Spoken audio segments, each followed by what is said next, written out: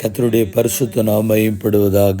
30/10/2025 வியாழக்கிழமை, புதிய நாள், புதிய கால வேளைக்காய் கர்த்தரை நன்றியோடு துதிக்கிறேன், ஸ்தோத்திரிக்கிறேன்.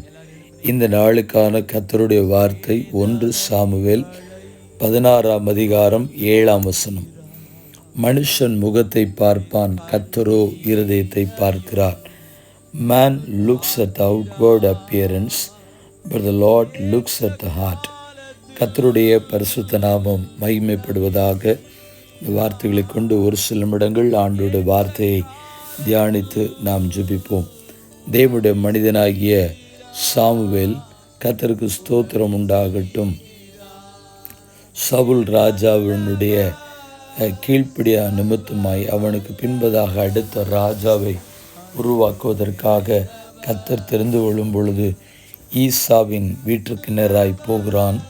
அப்பொழுது அவனுடைய குமாரில் ஒவ்வொருத்தராய் நிறுத்தி, இவர்கள்தான் ராஜாவாக இருக்குமோ என்று அவருடைய தகப்பனார் அவனை முன்பதாக அழைத்து வருகிறான்.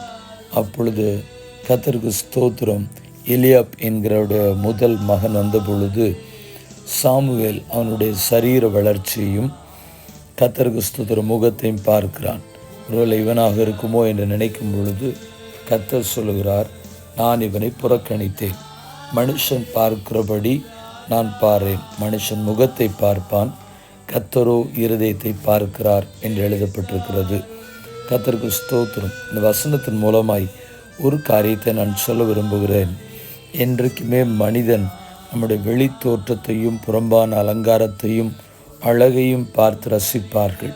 கர்த்தருக்கு ஸ்தோத்திரம். ஆனால் ஆண்டவர் உங்களுடைய இருதயத்தில் இருக்கிற வேதனைகள், கர்த்தருக்கு ஸ்தோத்திரம், இருதயத்தின் பாரங்கள், யாரும் காண உள்ளின் வேதனைகளை, எந்த மனிதனாலும் புரிந்து கொள்ள முடியாத, பார்க்க முடியாத மன துயரங்களை பார்க்கிறவர் நம்முடைய ஆண்டவர். என் கஷ்டம் யாருக்கு தெரிய போகிறது? நான் படுகிற வேதனை யார் என்னை புரிந்து கொள்வார்கள்? நான் இவ்வளவு வழிகளை சுமந்து கொண்டு அலைந்து கொண்டிருக்கிறேனே என்று சொல்லுகிற பலவிதமான எண்ணங்கள் உங்களுடைய நினைவுகளுக்குள்ளே ஓடிக்கொண்டே இருக்கலாம்.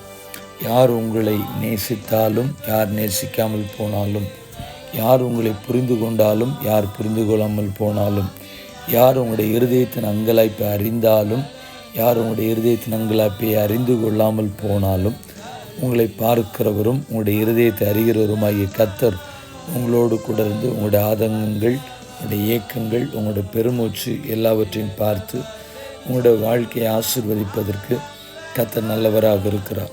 கர்த்தருக்கு ஸ்தோத்திரம். நம்முடைய இருதயமானது ஆண்டவருக்கு முன்பதாக திறந்த புஸ்தகத்தை போல் இருக்கிறது. கர்த்தருக்கு ஸ்தோத்திரம் உண்டாகட்டும். இயேசுவிற்கு உங்களுடைய உள்ளான மனதில் இருக்கிற காயங்கள், வேதனைகள், மன துயரங்கள் எல்லாம் தெரியும். அவ்விடத்தில் நாம் வெளிப்படுத்துவோம், அவரை நோக்கி பார்ப்போம். கர்த்தர் நம்மையும் நம்முடைய எதிர்காலங்களையும் நம்முடைய குடும்பத்தை, என்னுடைய பிள்ளைகளையும் ஆசீர்வதித்து காப்பதற்கு நல்லவராக இருக்கிறார். கண்களை மூடி ஜெபிப்போம். பரிசுத்தமுள்ள தேவனே, இந்த ஆசீர்வதிக்கப்பட்டதான புதிய நாளுக்காக நன்றி செலுத்துகிறோம். இன்றைக்கு ஆண்டவர் எங்களோடு கூட சொல்ல விரும்புகிற ஒரு வார்த்தை, மனுஷன் முகத்தை தான் பார்ப்பான், நான் உன்னுடைய இருதயத்தை பார்க்கிறேன் என்று சொல்லுகிற ஆண்டவர் எங்களுக்காக இருக்கிறபடியால் உம்மை துதிக்கிறேன், ஸ்தோத்திரிக்கிறேன். எங்களுடைய ஏங்களெல்லாம், எங்களுடைய அங்கலாய்ப்பெல்லாம், எங்களுடைய தவிப்பெல்லாம், எங்களுடைய துடிப்பெல்லாம் இயேசு ஒருவர் உமக்கு மாத்திரம்தான் தெரியும். கர்த்தருக்கு ஸ்தோத்திரம். அங்கலாய்ப்பையும் ஏக்கத்தையும் அறிகிறவர், மன துயரங்களையும் பாரங்களையும் அறிகிறவர். இப்பொழுதும் இந்த ஜெபத்தை என்னோடு இணைந்து செய்கிற சிறு பிள்ளைகள், வாலிபர்கள், நடுத்தர வயது பெரியவர்கள், பரிசுத்தவான்கள் எல்லாரோடும் ஜெபம் பண்ணுற எல்லாருடைய வாழ்க்கையிலும் கர்த்தர் நன்மைகளை செய்ய, அவருடைய இருதயத்தின் பாரங்களை மாற்றி அமைக்க பிதா, குமாரன், பரிசுத்தாவின் நாமத்தினாலே வாழ்த்தி ஆசீர்வதித்து கர்த்தருடைய சமூகத்தில் ஒப்பு கொடுத்து ஜெபிக்கிறோம். எங்கள் பரிசுத்தமுள்ள நல்ல பிதாவே, ஆமென். வாழ்த்துக்களுடன் ஜெபங்களுடன் பாஸ்டர் ஜெபதாஸ்.